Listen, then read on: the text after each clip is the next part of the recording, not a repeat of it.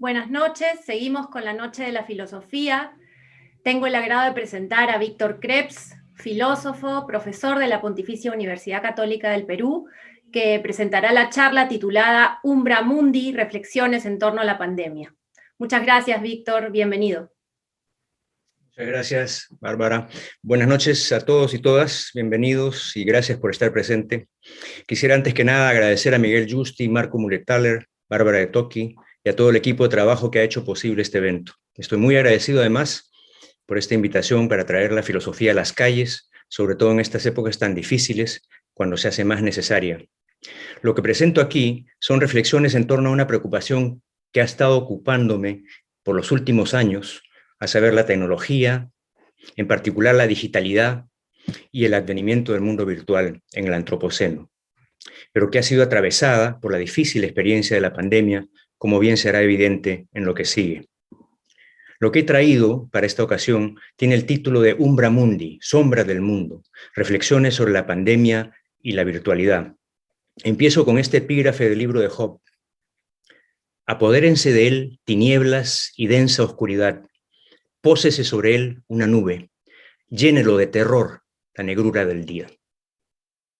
Mi presentación está dividida en 5 partes. Comienzo con este preludio. La pandemia del COVID-19 no es la primera pandemia de la humanidad, por supuesto.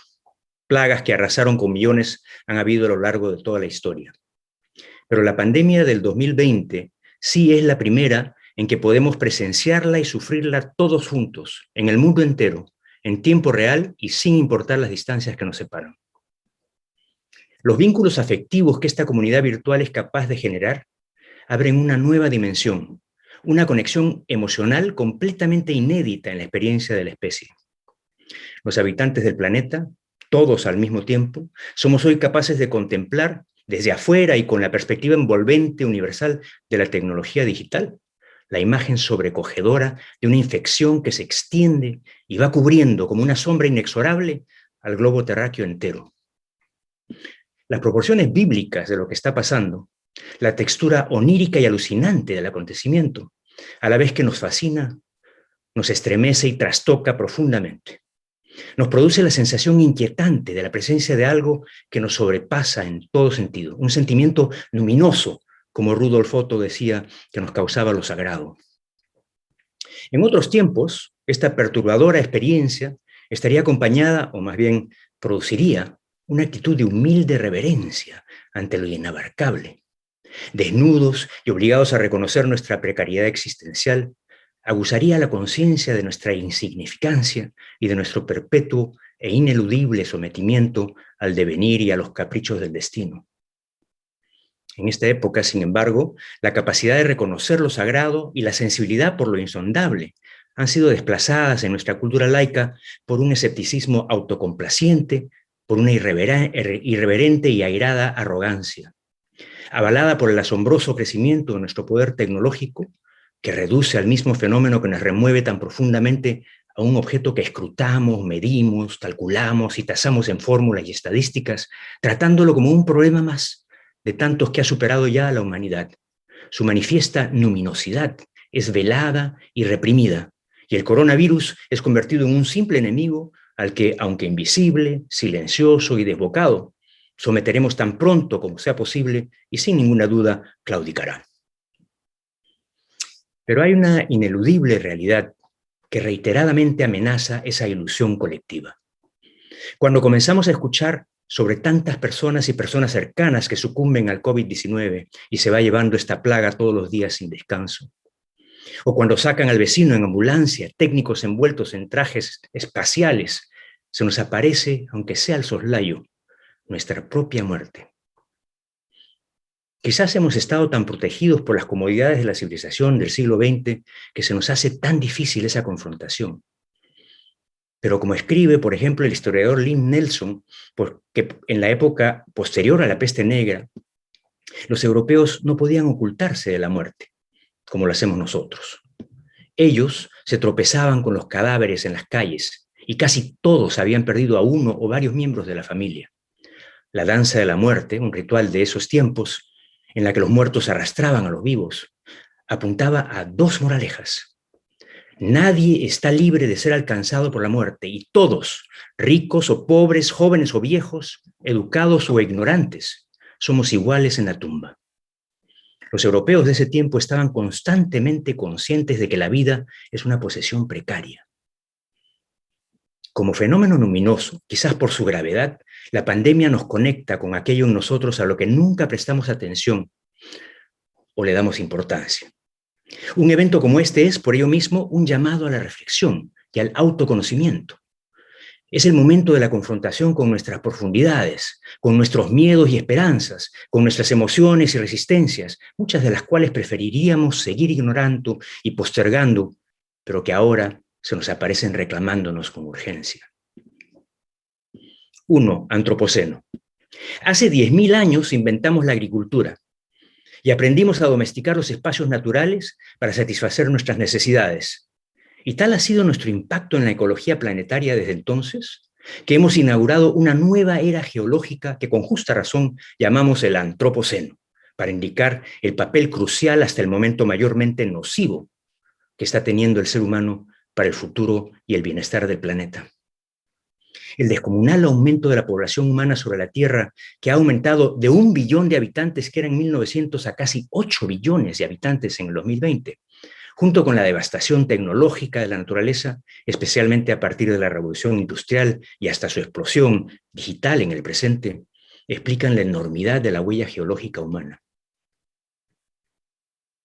Estamos ya en medio de lo que será la 6ª extinción masiva de los 4.500 billones de años de vida del planeta. Pero esta es la primera que está siendo causada, irónicamente, por el Homo sapiens. Estamos no solo mermando la biodiversidad del planeta y teniendo efectos irreversibles en el cambio climático, sino que además, perturbando su orden natural, estamos exponiéndonos a nosotros mismos a nuevos peligros que nuestra temeraria depredación está activando en la misma naturaleza. Hay señales de alarma en todos los niveles de nuestra experiencia en el siglo XXI, pero seguimos propiciando, si no exacerbando, sin mucha conciencia o más bien con mucha inconsciencia, una situación planetaria ya crítica.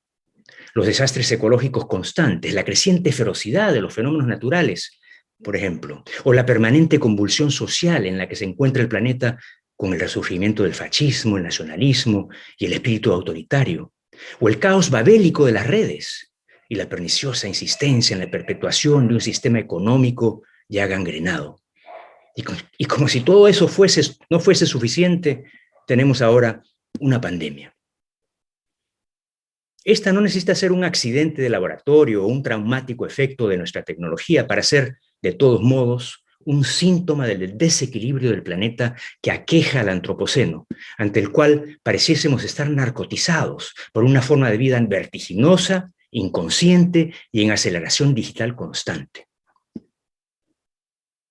Ya la mitología griega, que identifica nuestra capacidad técnica con el fuego robado de los dioses por el titán, advertía que ese poder llevaba consigo un castigo por la transgresión implícita en nuestro deseo de hacernos dioses. Es gracias al fuego prometeico que hemos sido capaces de crear nuevos órdenes, de construir ciudades, culturas, civilizaciones y de poblar el globo entero. Pero por otro lado, también nos hace titánicos, propensos a la desmesura, la inflación, la irreverencia y la sensación de omnipotencia. En otras palabras, a la híbris, que los griegos consideraban lo peor en el hombre y se la atribuían al titán. Cuando Yuval Harari describe al Homo sapiens como una especie intolerante e imperialista, solo está apuntando al titanismo que carga consigo el poder tecnológico, que no solo nos vitaliza, sino que también nos enfrenta con nosotros mismos. 2. Endimiones. Nuestra situación cultural evoca la figura mitológica de Endimión, quien según el mito prefirió el sueño eterno a la muerte, para poder contemplar por siempre a su amor la luna. Endimión vivía, como lo pone la tradición, envuelto por su amada como en una misma vestidura, en una imagen que nos habla de una posesión y una estupefacción generadas por la exacerbación del deseo. Desde que el capitalismo descubrió que es a través del deseo y no de la necesidad que mejor funciona su lógica, podríamos decir que nuestra vida colectiva se ha convertido en un sueño endimiónico. En otra versión del mito, Endimión recibe de Hipnos, el dios alado del sueño, la capacidad de dormir con los ojos abiertos, dándonos así una imagen del estado catatónico en el que parece encontrarse nuestra psique colectiva, absortos en una economía consumista que ahora, sobre todo, aliada a la digitalidad y al mundo virtual, nos encierra en burbujas dentro de una burbuja, sobresaturados todos por el imparable e inagotable aumento de estímulos externos con los que nos alimenta y continúa incitándonos. La multiplicación vertiginosa de los dispositivos electrónicos o gadgets y la demanda de cada vez más frecuente de actualizaciones de los mismos, hechos dominantes de nuestro diario vivir contemporáneo, significan una suerte de pornografía cotidiana que nos genera una voracidad inagotable que a la vez nos convierte en dóciles clientes, endimiones todos del consumismo. En la infancia vivimos una inconsciencia similar, pero ahí es nuestra madre quien nos hace descubrir y aprender a aceptar la realidad. Como lo sabe el psicoanálisis, cuando se da cuenta el niño de que la teta que lo alimenta no estará ahí siempre y que el mundo no está hecho solo para sus deseos, ingresa finalmente el principio de la realidad en su vida. Y Endymion, podríamos decir, finalmente despierta. Pero esta es una lucha que se repite constantemente durante el proceso de la vida humana, en que la persona debe ajustar y reajustar, negociando siempre sus deseos a las limitaciones de la realidad. Y podríamos decir, por lo tanto, que la tecnología se ha convertido en una mala madre, cuyo propósito, lejos de despertarnos a la realidad, pareciera ser mantenernos en la ilusión. Con las redes nos hemos creado la teta eternamente disponible, una máquina del deseo y un mundo donde rige solamente el principio del placer, dispuesto a satisfacer todos nuestros deseos al mero costo de un clic. El que Endymion haya escogido el sueño eterno en lugar de la muerte sugiere que esa adicción que parece invadir todos los espacios de nuestras vidas no es sino la forma más reciente que hemos hallado para evadir la necesaria confrontación con el silencio, la oscuridad y la muerte. En otras palabras, es la última estrategia para no comprometernos con la existencia. La preocupante novedad está en la velocidad y la automatización de lo digital, que ahora permite aplicar esas mismas técnicas eróticas de la economía del mercado, pero ya no al tempo de las máquinas industriales de principios del siglo XX, sino a la velocidad de la luz. Hoy en día el fuego prometeico arrasa descontrolado, transformando el mundo y a nosotros mismos de maneras que parecieran anunciar un cataclismo. Se comienza a hacer penosamente claro que con la rapidez del algoritmo, la automatización termina eliminando del proceso de deliberación social frecuentemente, cada vez más frecuentemente, al agente humano, poco a poco convirtiéndonos nosotros en servomecanismos de los mecanismos que hemos creado. Estamos ya, sobre todo ahora, con la proliferación de las inteligencias artificiales que empiezan a pulular este nuevo mundo, acercándonos, como anticipaba Simone Weil, al momento en que la máquina piensa y el hombre es reducido a la condición de la máquina. Y si le creemos al recientemente fallecido Bernard Stiegler, lúcido estudioso de la tecnología, estamos viviendo ya la escatología del antropoceno, su última, no su primera etapa. La pandemia se suma entonces a lo que pareciera ser una nueva advertencia, pero al mismo tiempo una nueva oportunidad, quizás la última, para recobrar la conciencia y retomar el camino que hemos perdido. Es irónico que sea la misma tecnología que nos ha hecho tan peligrosos, la que junto con la pandemia ha detenido al globo entero y ha sacado de sus rieles precisamente a ese mundo vertiginoso, inconsciente y nocivo que hemos estado viviendo, forzándonos a metabolizar el impacto. Pero lo que esto muestra es que la tecnología es lo que los griegos llamaban un fármaco, es decir, algo que es remedio y veneno a la vez. Y esa paradoja está, o más bien es, el corazón mismo de la condición humana. 3. La felicidad. En una escena maravillosa de nostalgia, la gran película del maestro ruso Andrei Tarkovsky, Eugenia, Una mujer moderna y cosmopolita le pregunta a un sacerdote por qué, por más que lo intenta persistentemente, no puede hincarse ante la Madonna del parto. Él le responde que su problema es creer que la vida se trata de ser feliz. Pero estimada señora, la amonesta, hay cosas más importantes en la vida que la felicidad. En su reproche, Tarkovsky increpa nuestra cultura contemporánea por su falta de fe, pero no necesariamente por fe en Dios o la Madonna que le reclama, sino simplemente por fe en la vida, porque es sagrada. Lo que nos enseñan las plagas, según Camus, es que cada momento es el fin de los tiempos. Todo momento es el momento, el único que importa, porque siempre debemos decidir si, aún a pesar de sus líneas torcidas, creemos en la vida, o si simplemente estamos dispuestos a venderla por nuestra comodidad y privilegio, por el poder y el dinero que nos hace, o así lo creemos, invencibles. Pero no se trata aquí, sin embargo, de entrar en la conocida fantasía de culpa y perdón de la tradición judeocristiana, por ejemplo. Sentirse mal porque uno tiene tanto y otros tampoco, porque uno puede protegerse y otros no. Se trata más bien de cambiar nuestra actitud. No importa dónde nos encontremos o qué lugar en la sociedad nos hallemos. Y empezar a cultivar el amor, el respeto, la veneración por aquello que sostiene la propia existencia. Pues la vida, aunque a veces se oscurezca, otras veces resplandece, y basta un solo rayo de esa luz para disipar la sombra y abrirnos a su ser inmenso. Con el corazón henchido, dicen, para describir el arrebato por la emoción profunda.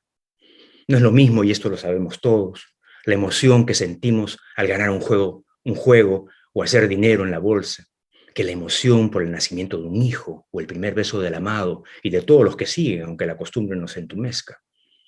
Nuestra cultura ha perdido la capacidad de ese arrebato o de sentir el corazón así henchido. Hemos olvidado que hay felicidades que nos dan menos que el sufrimiento y oscuridades que nos enseñan mucho más que tantos luceros. Petrarca y Boccaccio, quienes escribieron en los tiempos de la peste negra e iniciaron con sus escritos la época moderna, que además estamos terminando ahora, no solo describieron su desesperanza por la condición humana, también escribieron de los placeres de la vida y la belleza de la naturaleza. Dicho sea de paso, no se pierdan la puesta en escena del Boccaccio esta noche. De Boccaccio, el de Camerón.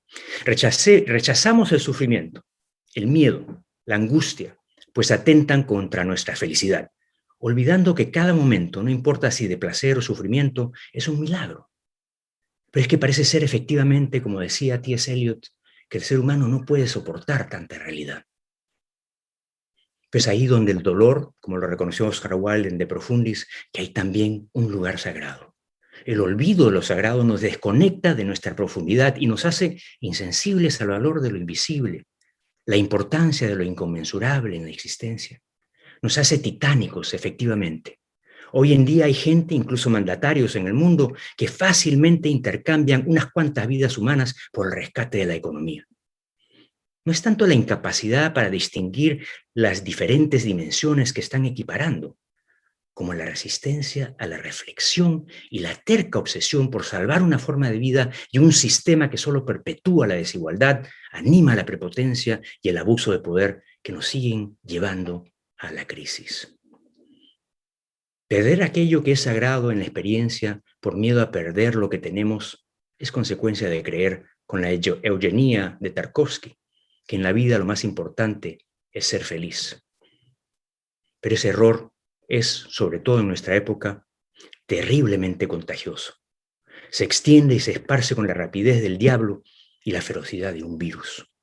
Alimenta el odio y la codicia, el egoísmo y la envidia e instituye la mala fe como forma de vida. 4. Dioniso y los titanes.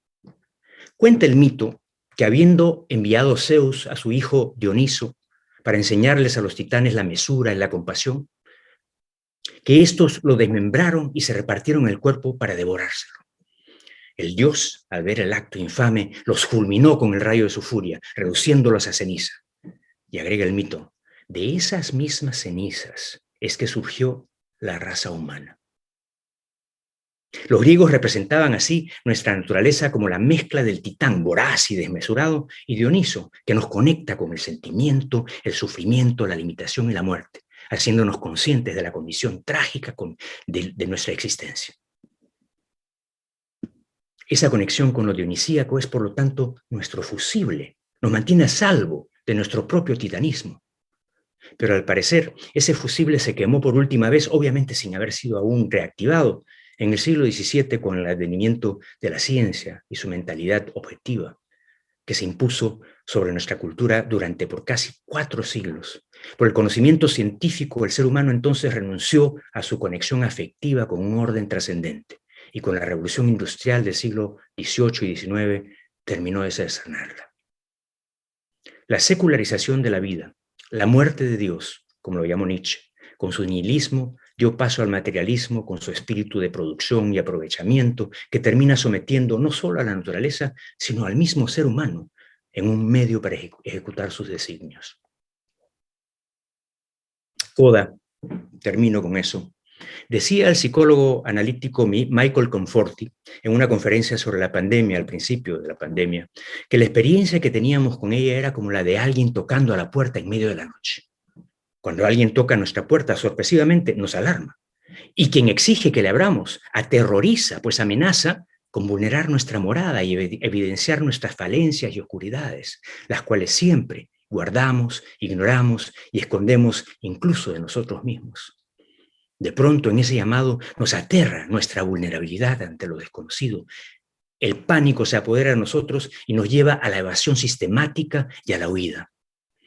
Pero ese pánico, esa absoluta parálisis que viene ante el inabarcable todo, es el clamor del alma, es su grito desesperado por ayuda.